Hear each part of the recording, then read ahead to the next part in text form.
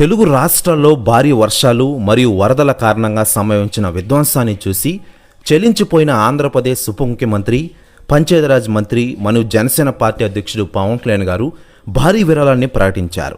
తెలంగాణ రాష్ట్ర ముఖ్యమంత్రి సహాయ నిధికి ₹1 మరియు ఆంధ్రప్రదేశ్ రాష్ట్ర ముఖ్యమంత్రి సహాయ నిధికి ₹1 విరాళం అందించనున్నారు. అలాగే పంచాయతీరాజ్ మంత్రిగా ఉన్నందున ఆంధ్రప్రదేశ్ రాష్ట్రంలోని వరద ముంపు బారిన పడ్డ 400 పంచాయతీలకు ఒక్కో పంచాయతీకి 1 లక్ష చొప్పున మొత్తం 4 కోట్ల విరాళం ఇవ్వాలని నిర్ణయించిన విషయం మనకందరికీ తెలిసిందే. మొత్తంగా పవన్ కళ్యాణ్ గారు ఇరు తెలుగు రాష్ట్రాలకు కలిసి వ్యక్తిగతంగా 6 కోట్ల భారీ మొత్తాన్ని విరాళంగా ప్రకటించారు. అలాగే ఆంధ్రప్రదేశ్ ఉప ముఖ్యమంత్రిగా మరియు పంచాయతీరాజ్ మంత్రిగా రాష్ట్రంలోని ప్రతి వరద ప్రభావిత ప్రాంతం వద్ద సహాయ చర్యలకు పర్యవేక్షించడంతో పాటు ఎప్పటికప్పుడు అధికారులతో సమీక్ష సమావేశాలు నిర్వహిస్తూ ఉన్నారు.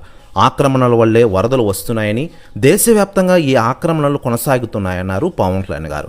నదీ పరివాహ ప్రాంతాల్లో గత దశాబ్ద కాలంగా ఆక్రమణలు జరుగుతూనే వస్తున్నాయని, ఆక్రమణల వల్లే బుడమేరు నగరాన్ని ముంచిందని అభిప్రాయపడ్డారు పవన్ కళ్యాణ్ గారు.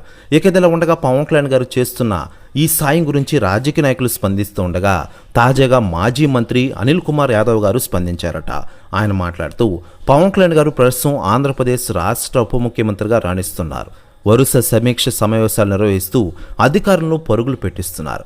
ముఖ్యంగా ఇలాంటి వరద సమయంలో పవన్ కళ్యాణ్ గారు తీసుకున్న గొప్ప నిర్ణయం చాలా గ్రేట్. ఆయన విరాళంగా 6 కోట్లు ఇవ్వడం గ్రేట్ అసలు అంటూ సంచలన వ్యాఖ్యలు చేశారట అనిల్ కుమార్ యాదవ్ గారు. ప్రతి వ్యాఖ్యలు వైరల్ అవుతున్నాయి తెలుగు ఇండస్ట్రీలో.